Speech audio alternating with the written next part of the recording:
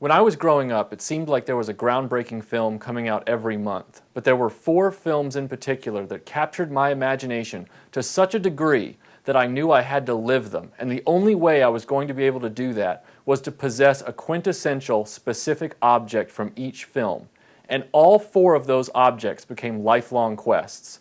Luke Skywalker's lightsaber from The Empire Strikes Back, Harrison Ford's hat from the Raiders of the Lost Ark, and I thought that the DeLorean from Back to the Future would be the 4th and final object. But guess what? It was 3rd. The 4th object was deceptively more difficult to acquire and infinitely more complicated. No sense worrying about it now. Why worry? Each of us is wearing an unlicensed nuclear accelerator on his back. Yep. Let's get ready. Switch me on.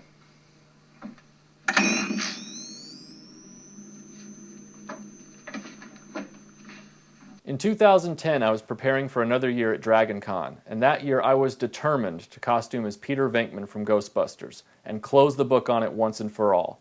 In 1984, when Ghostbusters came out, it was the coolest movie any kid had ever seen, and yet there were no toys or action figures or merchandising of any kind tied to it, and yet every kid on the block wanted a Proton pack, because it was as cool, if not cooler, than the lightsaber from Star Wars.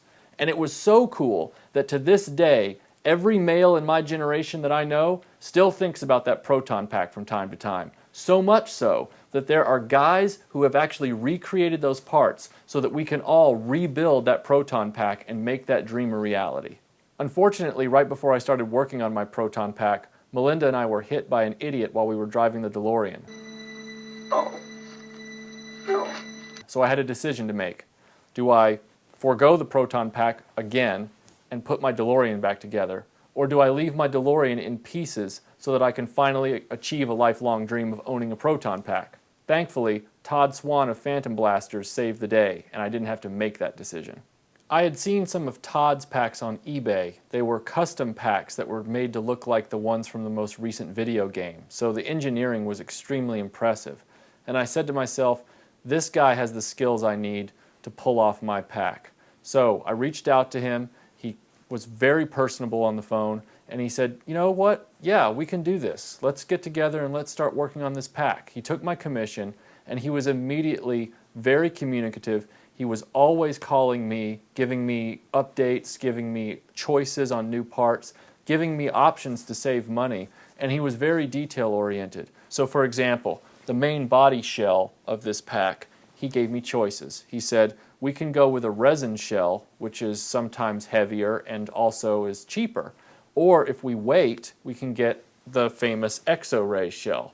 Todd is down to the details like that. One thing you need to remember when you're an owner of a Proton pack, you have to be courageous enough and willing to be an electrician. You have to be willing to own tools. You have to be a caretaker of a very complex prop. It's not something that just sits on a shelf and then you pick it up and clip it to your belt and you go to a convention or you go out for Halloween. This is something that has internal circuitry. It's not complex, but it's packed into a small space. You have battery packs. You have to be a steward to this. It's like anything else that's a high-end item, like a DeLorean. You have to be willing to learn how to take care of it because there's no such thing as a Proton pack repairman. Egon fixed the Proton packs for the Ghostbusters. You're going to have to fix your own. It's not complicated. Don't be a wuss because the benefits far outweigh the headaches.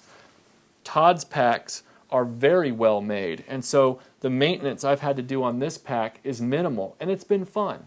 I'm usually the person that likes to work on my own costumes, but in this case I'm really glad that I reached out to Todd for his expertise because one of the things he's good at is integrating sound into this pack. Most of the packs that you see have the lights, but they don't necessarily have the sound because it's complex to sync those things up. He understands how to do this, so let me demonstrate it for you.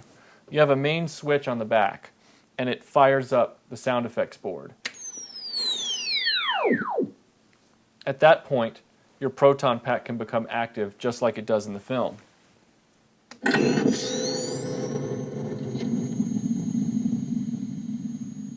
This extends over into the gun as well.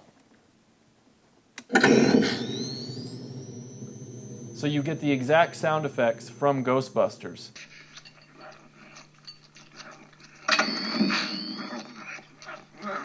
And the speaker is in the small of your back. So when you turn these things on, you feel the bass rumble right there in the small of your back. It's really, really cool.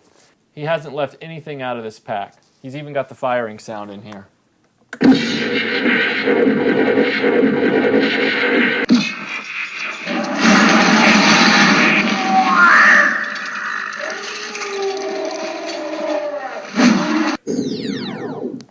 If you're looking to recreate the battle with Gozer, like you always wanted to as a kid, this is the pack to do it with. It's an absolute showstopper wherever you go. Got your stick. Oh! Heat him up! When I put this pack on for the first time, it was a surreal experience because it was as heavy as I visualized it would be when I saw the film. It had the same proportions, and when I pulled that wand, I felt like I was about to get attacked by a ghost in that hotel. Todd delivered my lifelong quest exactly the way I imagined it to be, and I can't thank him enough for it. Something strange.